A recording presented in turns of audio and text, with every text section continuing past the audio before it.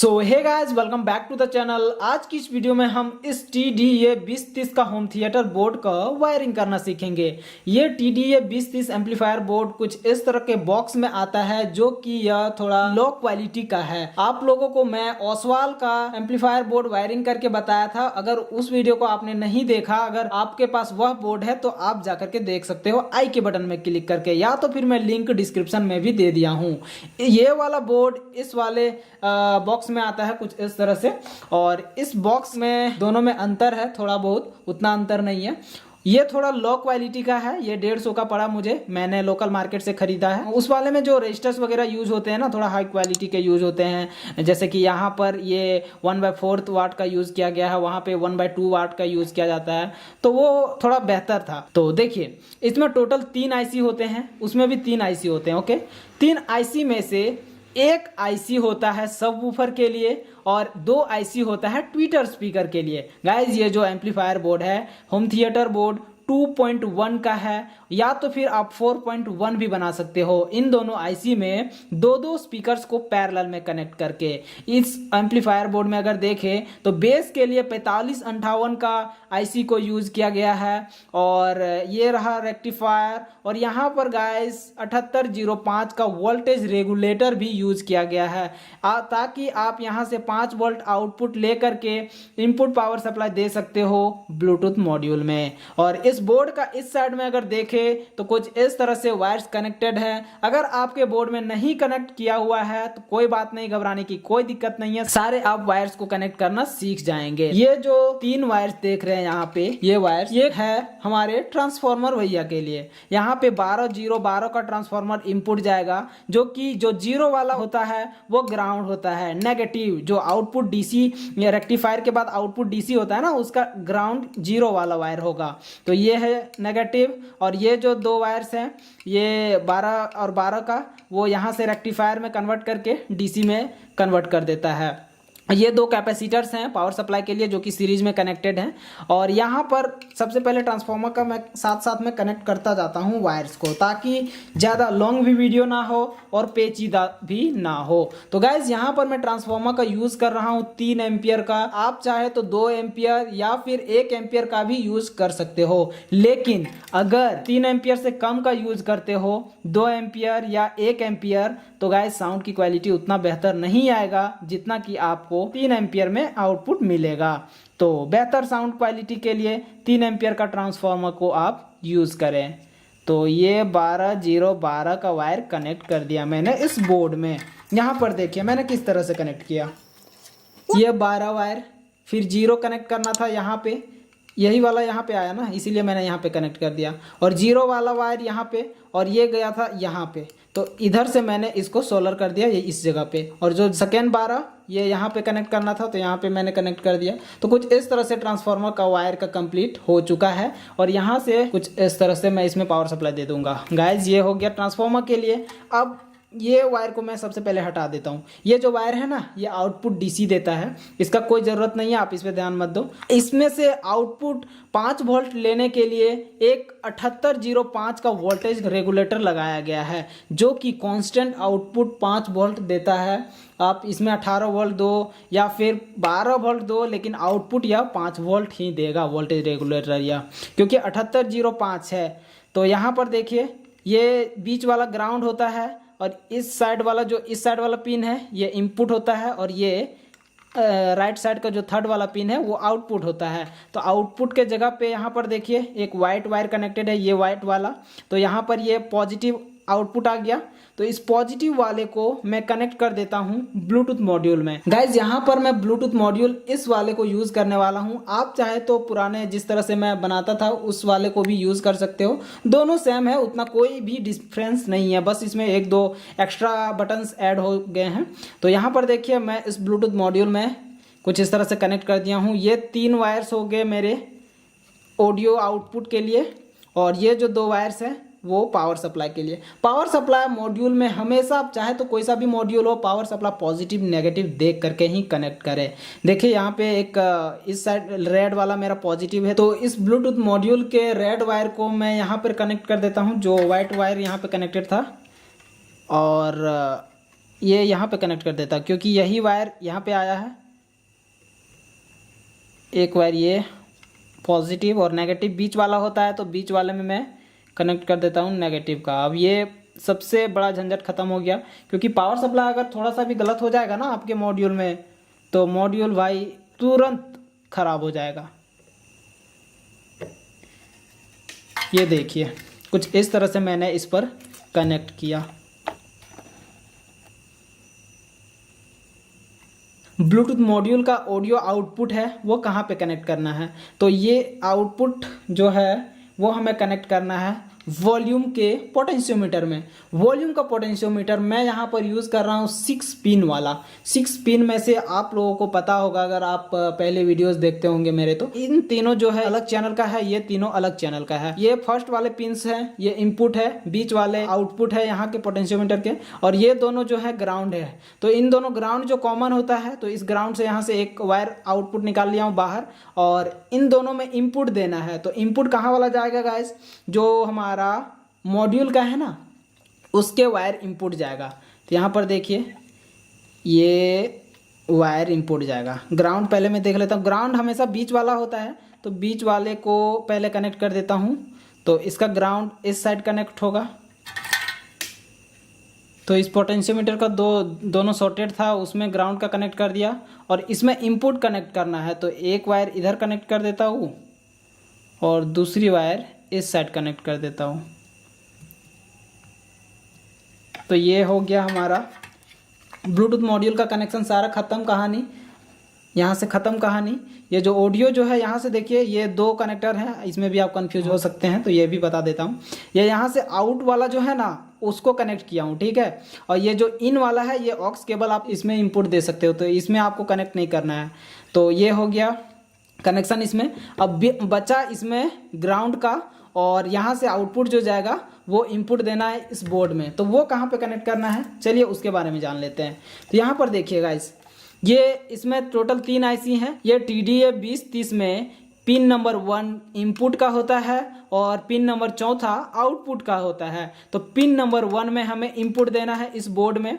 तो देखिए वो इस जगह पे कनेक्ट होकर के आया हुआ है। ये जो 3 वायर्स कनेक्टेड है ना इसमें, तो ये 3 वायर में से ये 2 इनपुट जाएगा इस बोर्ड में, और ये वाला पीला वाला वायर ग्राउंड है। ग्राउंड कैसे है देखिए, ये वायर यहाँ पे है, इधर से ऐसे गया, ऐसे हो करके इधर इधर इधर हो करके यहाँ पे आया। तो ये हो गया ग्राउंडेड वायर, ग्राउंड वाला। और ये दोनों इनपुट कैसे है, क्योंकि अगर इस ग्रीन वायर को ट्रेस करें तो देखिए ये इधर गया, यहाँ गया, यहाँ से एक PF कनेक्टेड है। ये जो दोनों PF है ना ये इनपुट है, ठीक है। यहाँ से उस साइड गया, यहाँ से इस साइड आया, और फिर हाँ अब यहाँ से यहाँ आया, फिर यही वाला यहाँ आया, और यहाँ से एक और PF कनेक्टेड है, देखो ये वाला यहाँ से कनेक्टेड इस जगह पे आया, और पिन नंबर 1 ये वाला हो गया। तो इस बोर्ड में इनपुट जो है हमारा इस ये वाला ग्रीन जाएगा एक, और दूसरा जाएगा ये ब्लू वाला। ब्लू वाला कैसे देखिए, यहाँ से एक आया, ये है यहाँ पे आया, फिर यहाँ से एक PF कनेक्टेड है जो ये बताया मैंने, यहाँ से फिर यहाँ गया, यहाँ से फिर एक और PF कनेक्टेड है ये, और हाँ एक ये, और ये एक ये वाला था, ठीक है। और यहाँ पे ये आया, और पिन नंबर 1 यहाँ से ये कनेक्टेड है। तो कुछ इस तरह से इसका दोनों का इनपुट हो गया, और दोनों का इनपुट ये ग्रीन वाला है और ब्लू वाला है, ये दोनों। तो यहाँ पे कनेक्ट कर देना है हमें ग्रीन और ब्लू। तो ये जो दोनों वायर है ये हमारा यहाँ से कनेक्टेड होगा, जो पोटेंशियोमीटर का आउटपुट है वहाँ पे कनेक्ट करना है।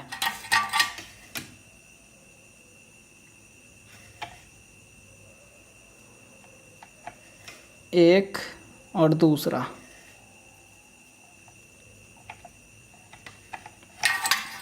देखिए ग्रीन ब्लू मैंने इस पर कनेक्ट कर दिया, और इस एम्पलीफायर बोर्ड में ग्रीन ब्लू यहाँ। और ये जो येलो वायर है ये ग्राउंडेड मैंने बताया, तो इस येलो वायर को भी यहाँ से कनेक्ट करना है ग्राउंड का।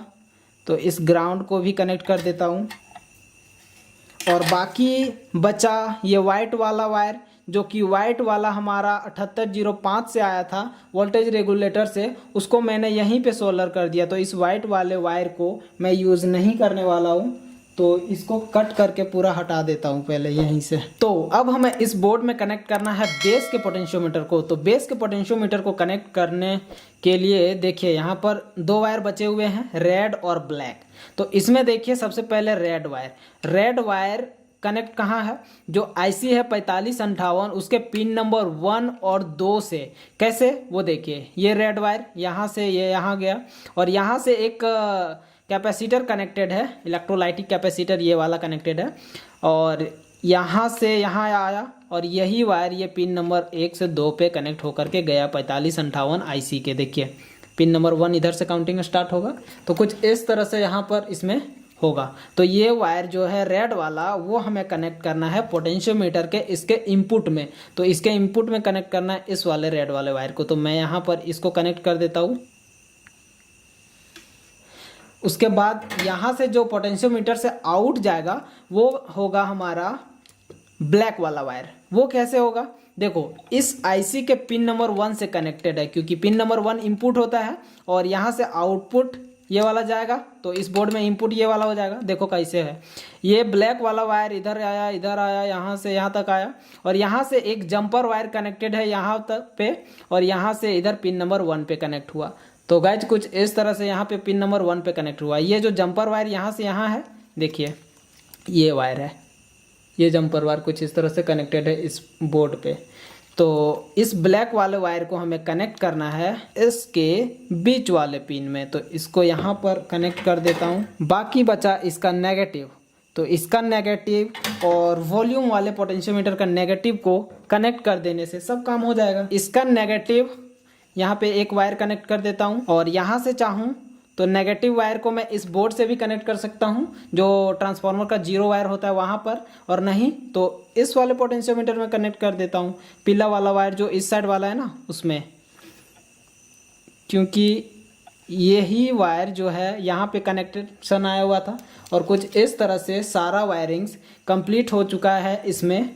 और अब चलिए हम लोग चेक करके देख लेते हैं। और गाइज ये 3 वायर छूट गया, सॉरी, ये तीनों वायर है हमारा स्पीकर के लिए। तो जो ट्विटर स्पीकर्स होंगे ना उसके लिए। तो ट्विटर स्पीकर देखिए कुछ इस तरह से। आउट हमारा क्या आता है कि आईसी का पिन नंबर 4। तो पिन नंबर 4 यहाँ पे देखिए, ये तो हो गया हमारा वूफर के लिए, जैसे कि मैं बताया था सब वूफर के लिए जो है राइट साइड वाला आता है। तो ये हो गया, ये दोनों है ट्विटर के लिए। तो इन दोनों के पिन नंबर 4 को ट्रेस कीजिए, 1 2 3 4। तो ये एक इधर आया यहाँ पे और यहाँ से देखिए एक रजिस्टर कनेक्टेड है यहाँ से यहाँ तक, एक नहीं दो है पैरेलल में। तो ये सेफ्टी के लिए होता है ये दोनों रजिस्टर्स। तो यहाँ पे एक ये आया और ये ही वायर यहाँ से होकर ये पीला वाला आया। तो ये पीला वाला आया। और दूसरा अगर देखें दूसरे आईसी का, तो 1 2 3 4 यहाँ से ये यहाँ आया और यहाँ से एक जंपर वायर कनेक्टेड है इस साइड में। यहाँ से देखो ये एक जंपर वायर कनेक्ट किया हुआ है। तो ये जंपर वायर फिर इधर से इधर आया और फिर यहाँ पे 2 रजिस्टर्स पैरेलल में कनेक्टेड है। देखो ये सेफ्टी पर्पस के लिए ये रजिस्टर्स यूज़ किया जाता है यहाँ पर, नहीं तो आईसी बहुत ही जल्दी ख़राब हो जाएगा। ये फिर रेड वाले में आया, मतलब कि ये जो 2 रेड और येलो जो है हमारा ट्विटर स्पीकर के लिए है। और इसी के यहाँ पर देखिए एक ब्लैक वायर यूज़ किया गया है, वो ग्राउंडेड है नेगेटिव वाला, वो नेगेटिव से कनेक्ट होगा। तो कुछ इस तरह से हमें कनेक्ट करना है ट्विटर स्पीकर्स के वायर। यहाँ पर देखिए ट्विटर स्पीकर्स के वायर को कनेक्ट करने के लिए मैं यूज़ कर रहा हूँ RCA फीमेल जैक का, ये फीमेल कनेक्टर है। यहाँ पर देखिए ये दोनों को मैंने ग्राउंड को कॉमन कर दिया है और ये जो 2 है पॉजिटिव ये दोनों को शॉर्ट कर दिया हूँ यहाँ पे। ये दोनों के लिए ये दोनों शॉर्ट किया हूँ और ये दोनों के लिए ये दोनों शॉर्ट किया हूँ। तो ये दोनों पॉजिटिव इनपुट हो जाएगा और ये ग्राउंड जो है कॉमन हो जाएगा। तो इसका ग्राउंड कौन सा था, ब्लैक वाला। तो ब्लैक वाले को मैं इसमें कनेक्ट कर देता हूँ और ट्विटर स्पीकर्स जो हैं वो हमें कनेक्ट करना है इन दोनों में, इनपुट हो जाएगा। तो कुछ इस तरह से हमारा ट्विटर स्पीकर्स के अभी कनेक्ट हो गया। और चलिए अब इसमें एक सबवूफर के वायर को कनेक्ट करना है। तो सबवूफर देखिए कहाँ पे कनेक्ट होगा, इस जगह पे। ये दोनों पिन पे कनेक्ट होगा हमारा सबवूफर के वायर्स। यहाँ पर देखिए ये दोनों तो हमारा कंप्लीट हो गया ट्विटर के लिए और ये है सबवूफर के लिए। तो पिन नंबर देखिए 4 से आउटपुट आता है। तो 1 2 3 4 यहाँ से देखिए ये यहाँ पे आया और यहाँ से एक जंपर वायर कनेक्टेड है हमारा इस जगह पे। देखो ये वायर कनेक्ट है जंपर यहाँ से इस जगह पे, और ये जंपर वायर फिर यहाँ पे आया और फिर ये यहाँ पे आया, और एक दूसरा जो है वो ग्राउंड पे कनेक्ट होगा नेगेटिव वाला। तो एक ग्राउंड में कनेक्ट करना है और इस आईसी के पिन नंबर 4 में एक कनेक्ट करना है सब वूफर वाले वायर को। तो मैं यूज़ कर रहा हूँ 4 इंच का सब वूफर, जो कि इसमें नॉर्मली यूज़ करना होता है। ध्यान रखना पॉजिटिव को पॉजिटिव से कनेक्ट करना और नेगेटिव को नेगेटिव से ही, तब बेहतर साउंड आपको मिल पाएगा और बेस भी सही से मिल पाएगा, नहीं तो फिर जस्ट आपको ऑडियो का अपोजिट में मिलेगा। तो इन दोनों वायर को मैं यहाँ पर कनेक्ट कर देता हूँ गाइस। ये पूरे कनेक्ट हो चुके हैं। अब चलिए इनको चेक करके देख लेते हैं। ट्विटर स्पीकर्स मैं यहाँ पर इसको यूज़ करने वाला हूँ। ये तो एक इस साइड लगा देता हूँ और दूसरा इसके लेफ्ट साइड में, तो एक इस साइड रहेगा हमारा। इसको कनेक्ट करना है कुछ इस तरह से, एक इस साइड में और दूसरा इस साइड में। अगर आप 4.1 बनाना चाहते हो तो एक इस यहाँ पे कनेक्ट होगा, एक यहाँ पे कनेक्ट होगा, जस्ट पैरेलल में हो जाएगा। बट कोई नहीं, आप यूज़ कर सकते हो, 4.1 भी बना सकते हो। तो पहले मैं फ्रेम को सही से कर लेता हूँ, उसके बाद पावर सप्लाई दे करके अब इसको चेक करके देख लेते हैं। सो गाइस पावर सप्लाई देते ही देखिए ये अब ब्लूटूथ मोड में हो गया। चलो ब्लूटूथ से ही बजाते हैं। इसमें गाना फ़ोन से मैं कनेक्ट कर रहा हूँ। हाँ कनेक्ट हो चुका है। भोली भोली बोली एक दूजे के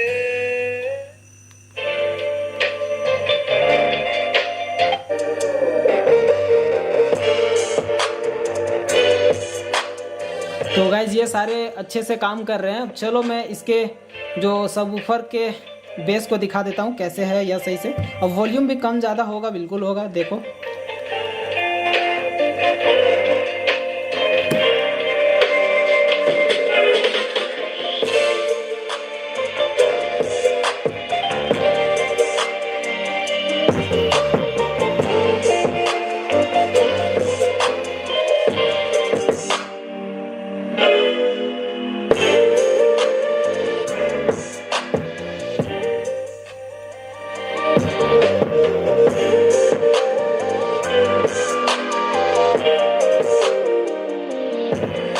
चलो अब मैं ट्विटर स्पीकर को निकाल करके बजा करके दिखाता हूँ इसके बेस को। ये दोनों ट्विटर का खोल दिया, अब देखना केवल इसके बेस।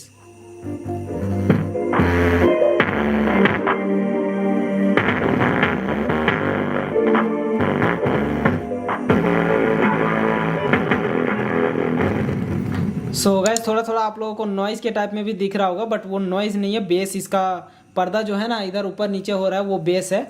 तो कुछ इस तरह से जो ऑडियो होता है ना बेस का, वो सही से कैमरा रिकॉर्ड नहीं कर पाता है, जिस कारण से आप लोगों को उस तरह से सुनाई नहीं देता है। लेकिन एक्चुअल में जब आप सुनोगे ना तो बहुत ही अच्छी क्वालिटी का साउंड आउटपुट आता है। तो गाइज कुछ इस तरह से इस एम्पलीफायर बोर्ड का वायरिंग कंप्लीट होता है। और आई होप कि ये वीडियो आप लोगों को पसंद आई होगी। पसंद आई तो वीडियो को लाइक कर देना।